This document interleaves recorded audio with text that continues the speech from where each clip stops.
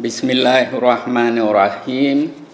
Assalamualaikum warahmatullahi wabarakatuh. Selamat siang waktu Jakarta. Selamat pagi waktu Spanyol. Orang Spanyol menyebutnya Buenos Dias.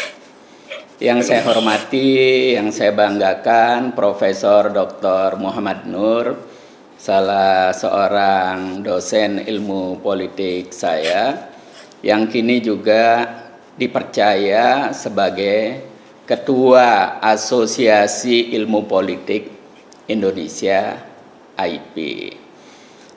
Bapak Abdul Hakim, Ibu Irma, para dosen dan mahasiswa, baik yang berada di S1, S2, maupun S3, FISIP UNAS Jakarta. Dalam kesempatan berharga ini, saya ingin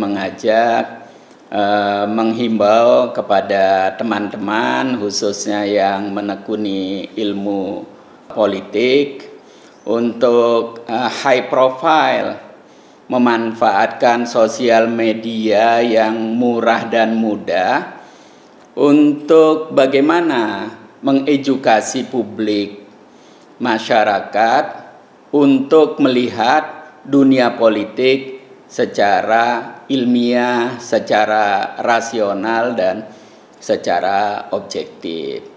Karena saya perhatikan, apalagi di tahun politik ini, banyak sekali para politisi yang mengumbar emosinya di dalam menyampaikan pandangan-pandangan politiknya. Saya kira kalau dia seorang politisi itu lumrah dan wajar. Tapi harus diimbangi oleh kita-kita ini yang dari perguruan tinggi, sehingga masyarakat tidak larut di dalam emosi.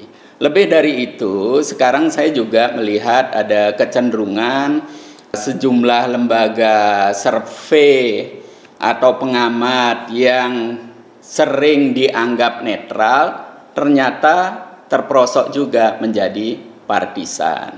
Nah, karena itu adalah merupakan bagian kewajiban moral sekaligus kewajiban politik para pendidik, khususnya teman-teman yang berada di perguruan tinggi termasuk di AIP, untuk high profile, ya, paling tidak mengimbangi sehingga masyarakat bisa mendapatkan pandangan yang objektif, rasional, dan ilmiah. Bapak Ibu sekalian, saya memilih judul kuliah saat ini, Mendayung di Antara Banyak Karang. Judul ini terinspirasi oleh pidato Bung Hatta yang sebagaimana kita ketahui sebagai Wakil Presiden Republik Indonesia pada tahun 1948 terkait dengan bagaimana kita harus memandang atau mengembangkan politik luar negeri kita. Di mana Bung Hatta di dalam pidatonya itu memberikan penekanan bahwa tidak harus memilih salah satu dari poros besar waktu itu, Amerika dan Rusia. Meskipun kini dunia sudah berubah menjadi multipolar, bukan lagi bipolar saat Bung Hatta menyampaikan gagasannya, saya melihat pandangan Bung Hatta ini bukan saja masih relevan saat ini, tetapi semakin relevan.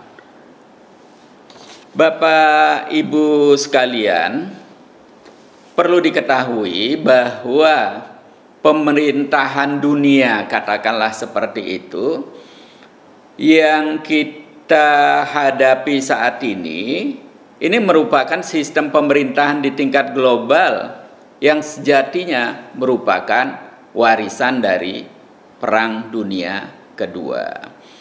Para pemenang yang diwakili oleh 5 negara mendominasi warnanya. terlihat dari hak veto yang dimiliki oleh Amerika, Rusia, Inggris, Prancis, dan Tiongkok. Badan-badan dunia yang dibentuk oleh PBB dari sisi lokasi itu tersebar selain di Amerika juga di Eropa.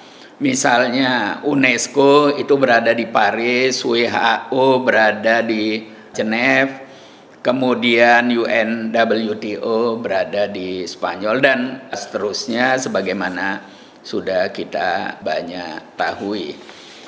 Nah, Bapak Ibu sekalian, yang menarik adalah yang perlu kita cermati saat ini, munculnya persaingan di antara para pemenang dan lahirnya dunia yang bipolar.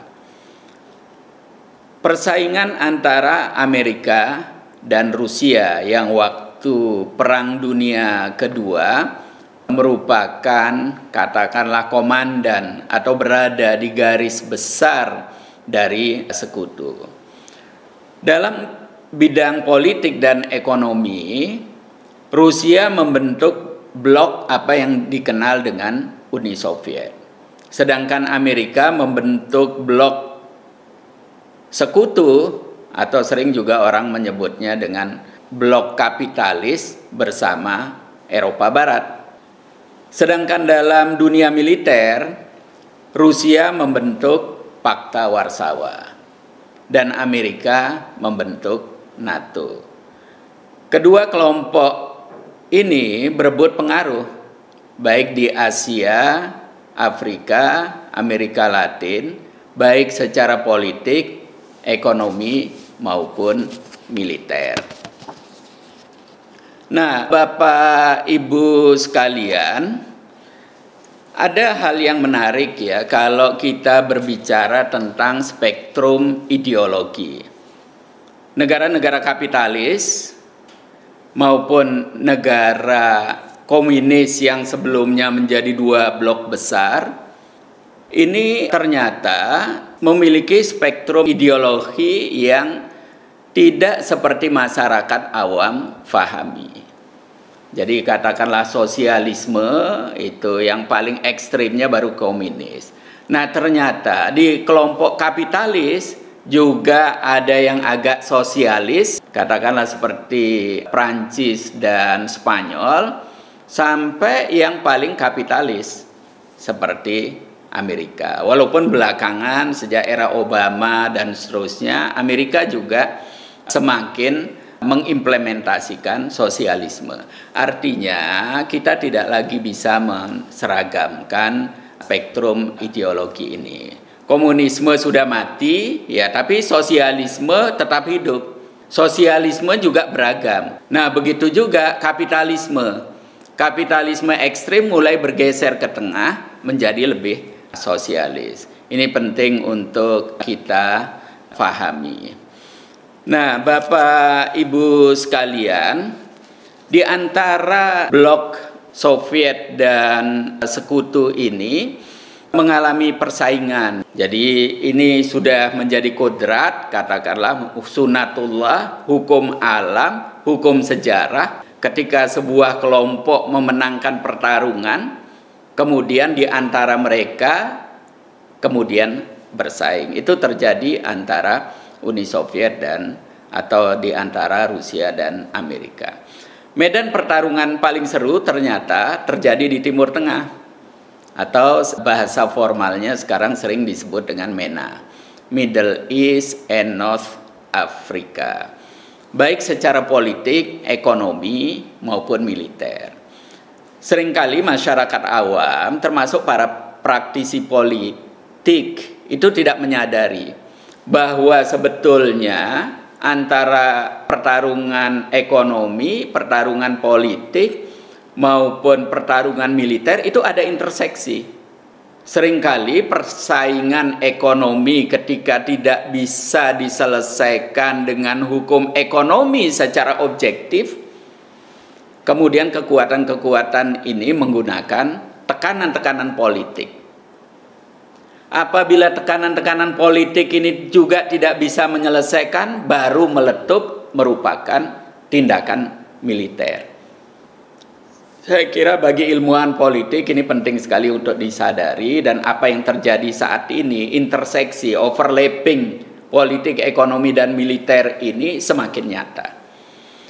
Nah, kemudian kalau kita lihat di Timur Tengah, Libya, Suriah, Irak, dan Yaman itu berafiliasi ke Uni Soviet.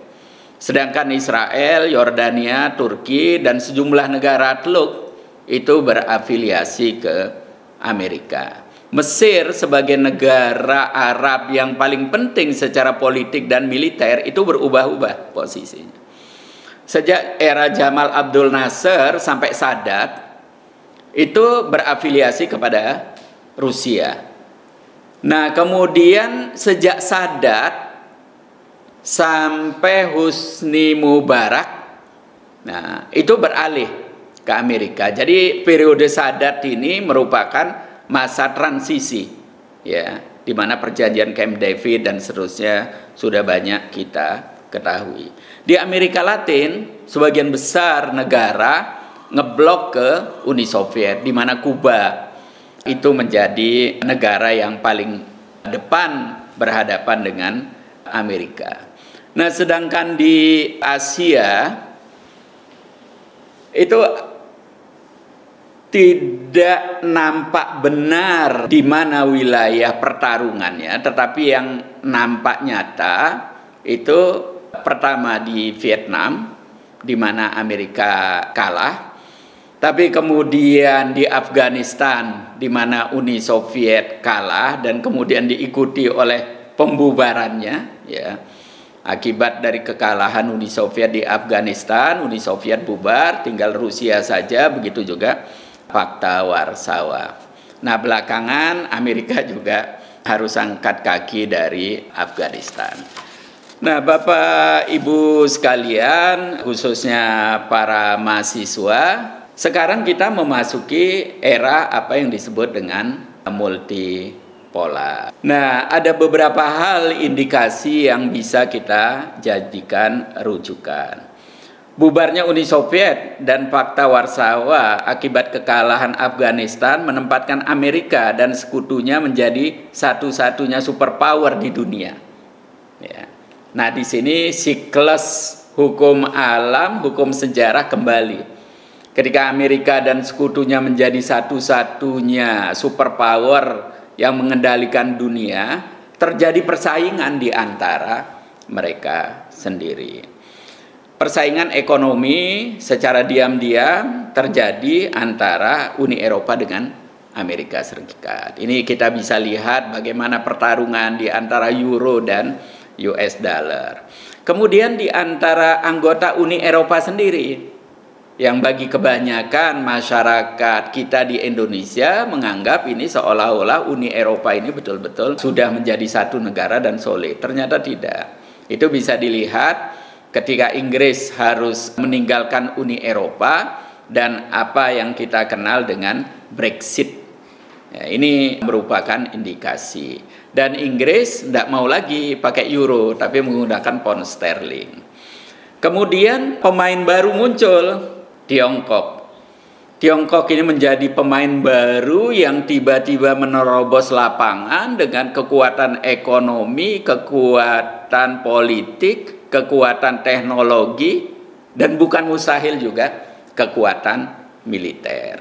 Nah, ini saya kira juga menjadi faktor determinan yang mengubah peta politik, ekonomi, maupun peta militer di tingkat global. Nah, belum lagi kalau kita berbicara Jerman, Jepang, Korea Selatan, dan India, dan sejumlah negara yang tiba-tiba muncul dengan kekuatan ekonomi, kekuatan politik, dan terusnya, ini mengajukan tuntutan-tuntutan baru di institusi-institusi global. Dan bagaimana harus mengakomodasinya tidak mudah. Karena pemain lama ingin mempertahankan privilege-nya. Nah, karena itulah seringkali terjadi protes-protes terhadap institusi PBB. Nah, sejauh ini protes-protes mereka walaupun tidak sepenuhnya bisa diakomodasi karena kepentingan nasional negara-negara pewaris Perang Dunia Kedua memiliki privilege, tidak mudah melepaskan privilege-nya. Nah, ditambah lagi munculnya pemain-pemain baru dengan berbagai kekuatan yang tadi saya sebutkan itu menyebabkan kepentingan nasional atau privilege yang dinikmati oleh negara-negara pewaris Perang Dunia Kedua tidak sepenuhnya bisa memanfaatkan lembaga global ini seperti sebelumnya. Itulah sebabnya kemudian muncul apa yang kita kenal dengan double standard, baik dalam masalah ekonomi, dalam bentuk berbagai sanksi sepihak, prinsip-prinsip multilateralisme yang tadinya menjadi fondasi utama yang bisa diterima semua pihak, kemudian dengan berbagai alasan yang tidak masuk akal, negara-negara tertentu kemudian mengembangkan unilateralisme, ya. Mengembangkan unilateralisme atau tindakan sepihak, memberikan sanksi ekonomi secara sepihak, memberikan tindakan militer secara sepihak, apa yang kita sebut dengan preemptif. Itu sebetulnya tindakan militer secara sepihak ketika masalah-masalah persetujuan di tingkat institusi PBB tidak bisa didapatkan. Nah, inilah situasi objektif yang kini kita hadapi. Nah, kemudian ada hal yang juga di tanah air tidak banyak disadari, tetapi ini menjadi nyata. Pengaruh perkembangan sains dan teknologi modern. Perkembangan luar biasa sains dan teknologi, terutama yang terkait dengan teknologi digital, teknologi internet, apa yang kita sebut dengan big data, apa yang disebut dengan AI atau artificial intelligence, ini mempengaruhi. Tidak saja mempengaruhi ekonomi, tapi menjadi sebuah kekuatan. Saya seringkali juga mengingatkan para konsultan politik, para surveyor, statistik konvensional yang sementara ini masih mereka andalkan untuk melakukan survei-survei melihat bagaimana popularitas, elektabilitas, dan lain sebagainya, itu sudah di negara-negara modern tidak dipakai lagi. Udah ketinggalan zaman, sudah kuno. Karena apa? Metode sampling itu banyak sekali kelemahannya.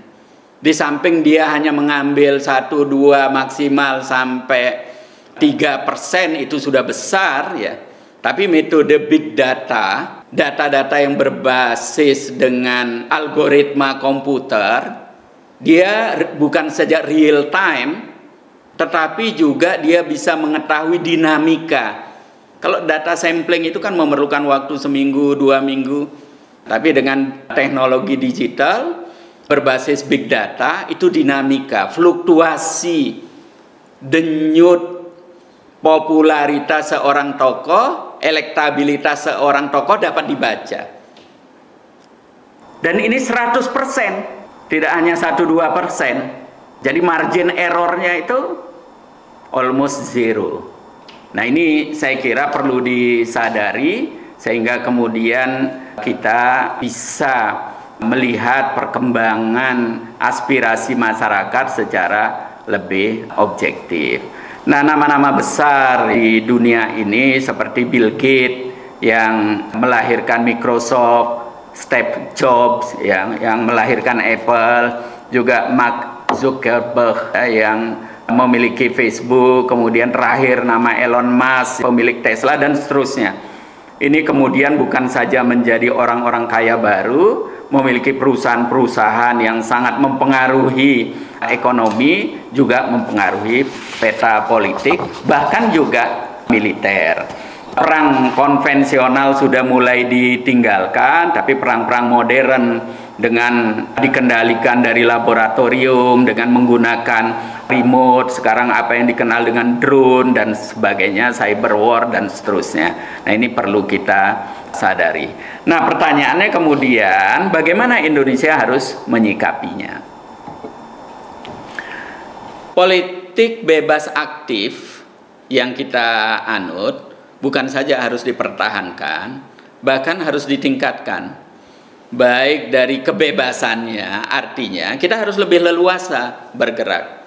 Kita harus, kalau bahasa saya, kita harus berkomunikasi dengan semua pihak.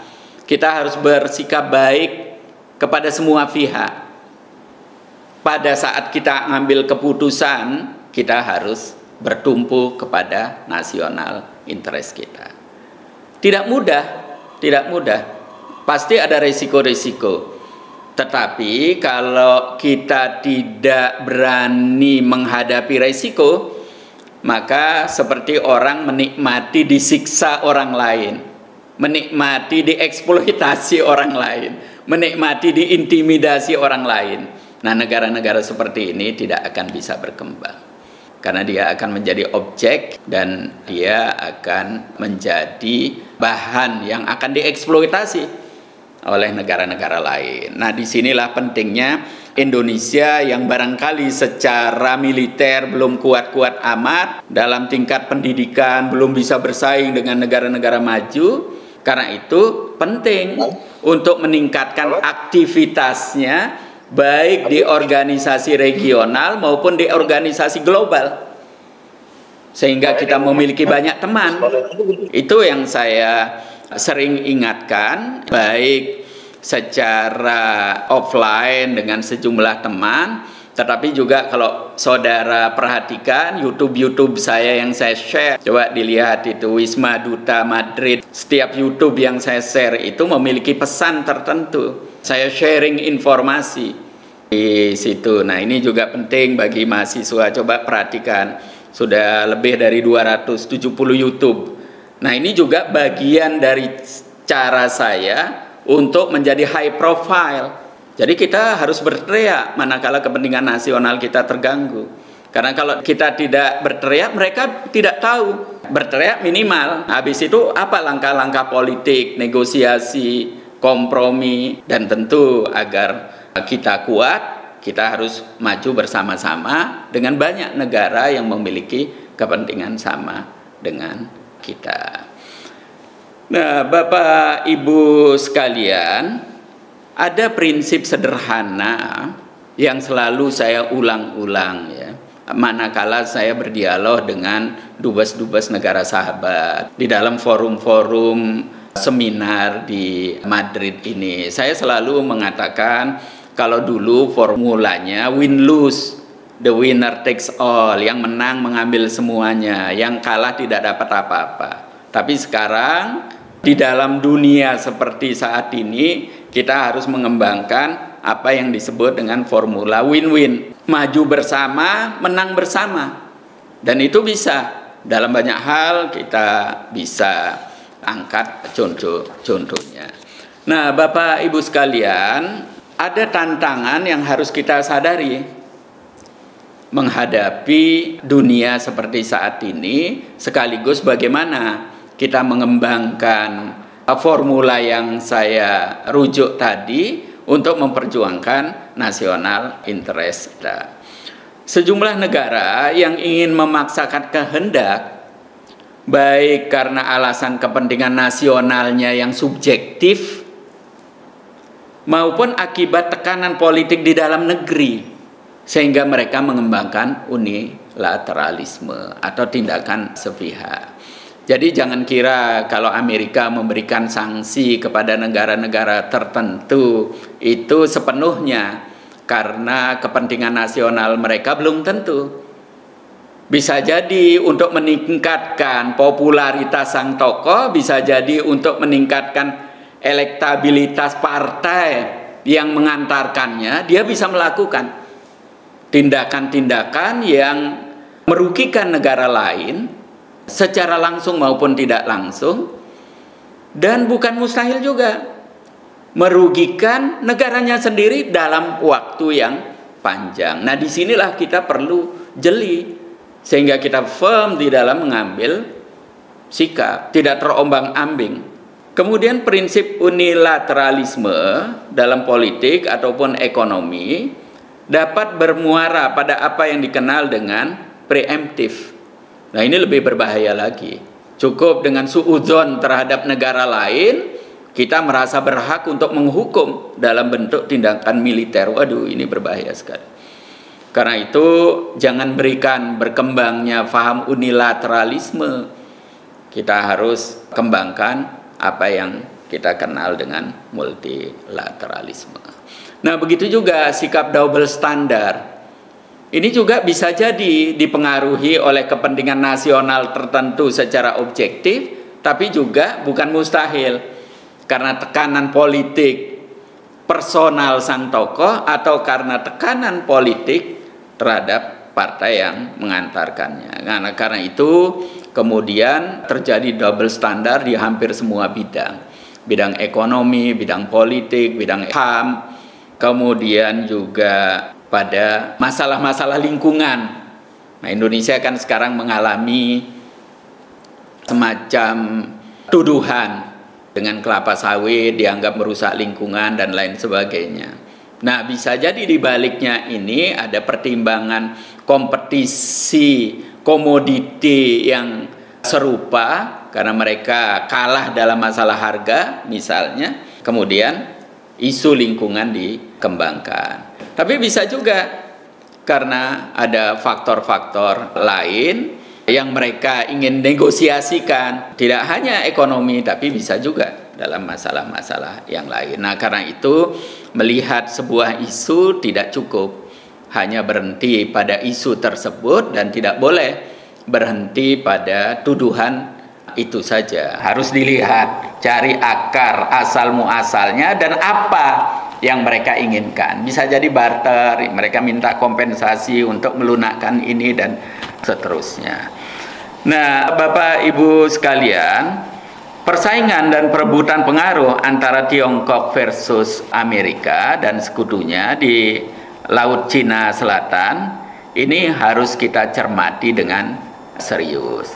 Karena kalau kita salah menyikapinya atau kita lalai, ini bukan saja persoalan ekonomi yang disinyalir di Laut Cina Selatan itu ada sumber gas dan minyak yang sangat besar, tetapi juga di situ memiliki hasil laut yang sangat kaya, dan lebih dari itu ini ada overclaim wilayah yang bukan saja terkait dengan masalah ekonomi tetapi juga masalah politik, dan bukan mustahil juga nanti bermuara pada tindakan-tindakan militer. Karena itu di wilayah ini sebaiknya kita serius, hati-hati, dan kita cermat di dalam bersikap, karena bagi saya tindakan preventif jauh lebih bagus. Nah, sebelum mengakhiri, saya ingin mengingatkan tentang masa depan kita. Nah, alam kita itu kaya sekali, baik yang bersifat sumber daya manusia yang sangat besar maupun wilayahnya yang sangat luas, tetapi juga tanah kita yang sangat subur, kemudian juga kaya dengan mineral, laut kita sangat luas, kaya dengan sumber-sumber hewani, varian ikannya banyak sekali, dan seterusnya.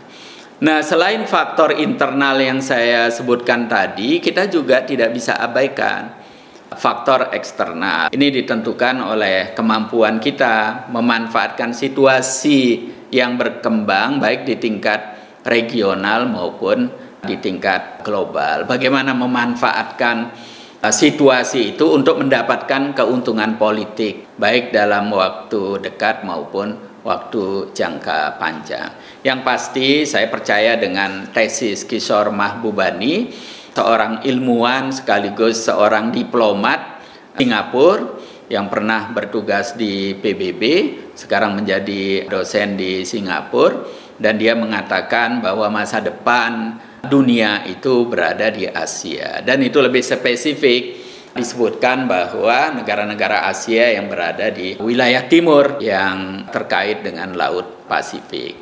Kishore Mahbubani sudah diundang ke Amerika, sejumlah negara Eropa, dan banyak ilmuwan, politisi di Eropa ini yang mempercayai tesis itu.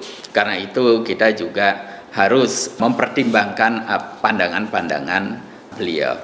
Nah, terakhir ini saya kira penting untuk saya ingatkan kepada kita semua bahwa kita perlu segera melakukan konsolidasi internal.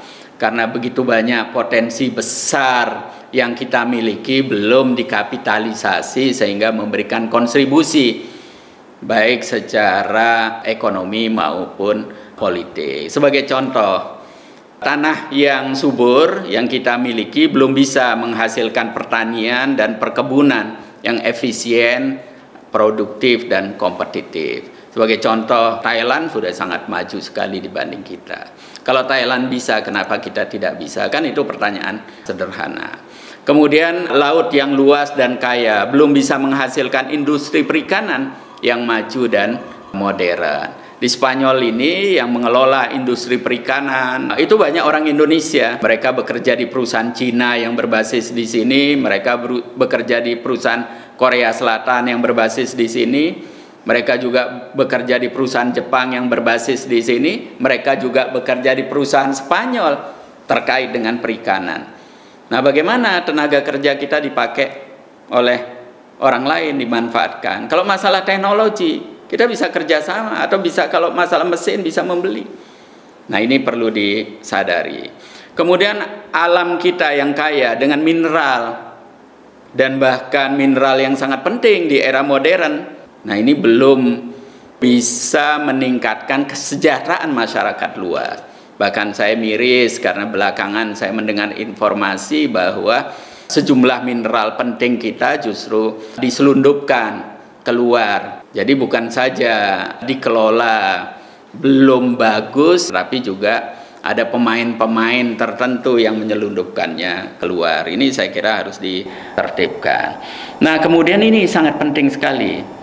Posisi geografis kita yang sangat strategis belum mampu kita kapitalisasi untuk mendapatkan keuntungan ekonomi maupun politik. Sebagai contoh, dulu Malaysia mampu memanfaatkan Malaka, hanya satu pelabuhan yang sangat strategis. Karena apa? Pergerakan orang dan barang lewat laut waktu itu dari Eropa ke timur, Cina, Jepang, Korea, dan seterusnya harus melalui Selat Malaka. Nah, belakangan ketika Inggris masuk, itu menjadikan Singapura menggantikan Selat Malaka. Dan sampai sekarang Singapura yang miskin sumber daya alam, tanahnya tidak subur, wilayahnya kecil, bisa menjadi negara maju sekali. Nah, Indonesia bisa menciptakan 10 Singapura. Dulu Aceh sempat sangat kuat karena posisinya yang strategis. Medan sangat strategis. Belakangan Habibie mencoba menjadikan Batam untuk menjadi alternatif Singapura. Nah, itu coba difikirkan kembali, dievaluasi di mana kurangnya, di mana kelirunya. Bagaimana kalau diteruskan? Nah, belum lagi pergerakan sekarang utara selatan. Kalau kita lihat Australia atau New Zealand, kalau mau bergerak ke Cina atau ke Jepang atau ke Korea, itu kan harus melalui Indonesia. Menurut info yang saya dapatkan, pilihannya dua, lewat Selat Sunda atau Selat Lombok. Kenapa wilayah-wilayah yang dilalui ini tidak memanfaatkan orang yang lewat, barang yang lewat, dan seterusnya?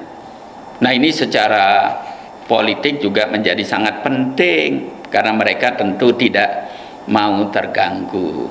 Nah, ini tentu ada perjanjian-perjanjian internasional yang kita buat. Tidak harus itu dilanggar, tapi kreativitas kita memanfaatkan orang yang lalu lalang, kapal yang lalu lalang, dan seterusnya, itu akan menentukan bagaimana kemajuan ekonomi kita secara keseluruhan. Terakhir, saya ingin mengingatkan penduduk kita yang besar di usia produktif ini, tolong untuk tidak dijual murah. Kenapa saya katakan dijual murah? Saya berkali-kali ke Dubai, Abu Dhabi, kemudian ke Doha. Itu kalau lihat manajer yang paling atas itu umumnya orang Eropa. Manajer di level menengah itu orang India. Yang paling bawah itu orang Nepal, orang Filipina. Kalau saya tanya di mana orang Indonesia cuman jadi supir dan pembantu rumah tangga. Kan kasihan.